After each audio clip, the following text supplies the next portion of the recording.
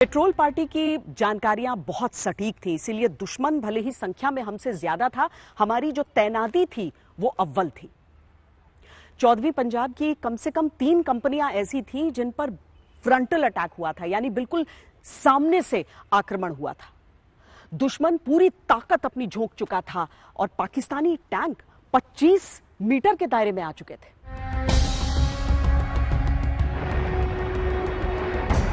भारी गोलाबारी के कारण हमारी रिकॉइललेस गन के साथ तैनात सैनिकों को थोड़ा सा पीछे हटना पड़ा था, लेकिन क्रू लीडर हवलदार लेखराज ने अकेले दम पर अपनी आरसीएल गन से टैंक पर निशाना साधा।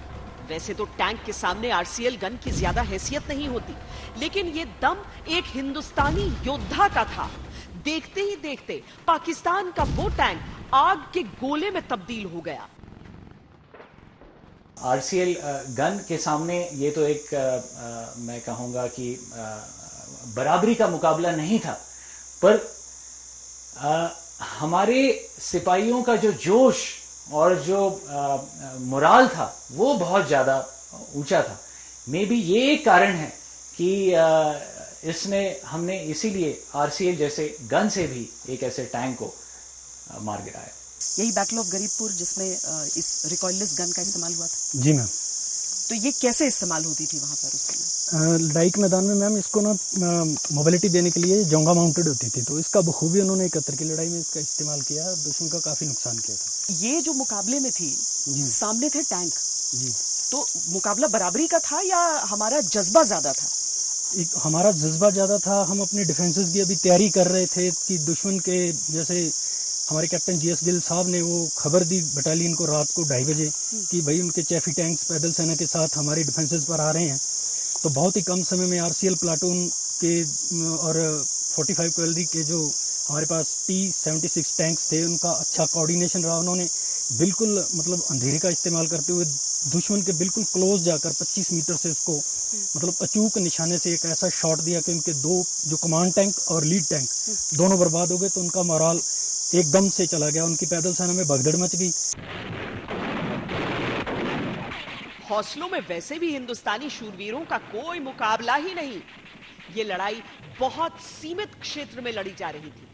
हिंदुस्तान और पाकिस्तान के जवान 50 से 60 मीटर के फासले पर थे। सूबेदार मलकियत सिंह जिस प्लाटून को कमांड कर रहे थे, उससे केवल 50 गज की दूरी से पाकिस्तानी टैंक और सैनिक आक्रमण कर रहे थे। दुश्मन ताबड़तोड़ गोलियां बरसा रहा था, ग्रेनेड से हमला कर रहा था। पाकिस्तान के डिफेंसेस मजबूत थे क्योंकि इलाका उसका अपना था। सूबेदार मलकियत सिंह रेंगते हुए दुश्मन की ओर गए और 2 मशीन गनर्स को मौत के घाट उतार दिया। सूबेदार मलकियत सिंह जो है वो हमारे बटालियन के एक जूनियर लीडर थे, एक जूनियर साहिबान थे, जिन्हें जब टास्क मिला दुश्मन के खिलाफ इस मोर्चे में, उन्होंने अपने पराक्रम से पलटन को यह बताया कि हमें दुश्मन को मुंह तोड़ जवाब देना है और दुश्मन के ऊपर वो टूट पड़े।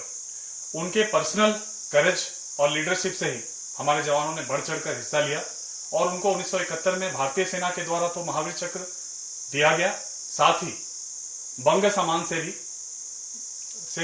शेख हसीना जो बांग्लादेशी प्रधानमंत्री हैं, उन्होंने उनकी पत्नी को यह पुरस्कार पुरस्कृत किया।